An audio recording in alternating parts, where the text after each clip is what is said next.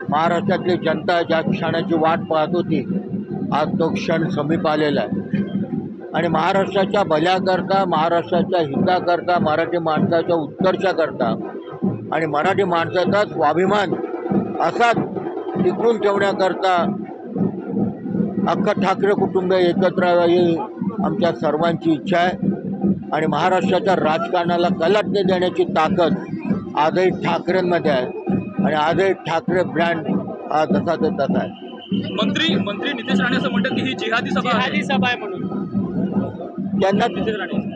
त्यांना कधी चांगलं बोलता येत नाही. वाईट काही जण विघ्न संतोषी असतात. हा तर करंट आहे, एकदम करंट आहे. विघ्न संतोष करंट आहे. कधी चांगलं ज्यांच्या तोंडामध्ये येत नाही ते त्यांना शोभून दिसत नाही. अशावरती बोलण्याची माझी इच्छा नाही. आजच्या सभेच्या रूपांतर दोन ठाकरे एकत्रित येण्यात होईल. आजच्या मेळाव्याचं रूपांतर भविष्यामध्ये दोन ठाकरे एकत्रित येण्यात होईल. आपण वाट पाहू ना. आज त्याची झलक आपल्याला पाहायला मिळेल असं मला वाटते. आणि मनोमिलन हे जे काय मराठी माणसाच्या उत्कर्षाकरता असेल, महाराष्ट्राच्या भल्याकरता असेल, दोघांनी जाहीर केलेलं आहे की आपापसातले मतभेद मिटवून आम्ही महाराष्ट्राच्या हिताकरता लढत राहू. धन्यवाद.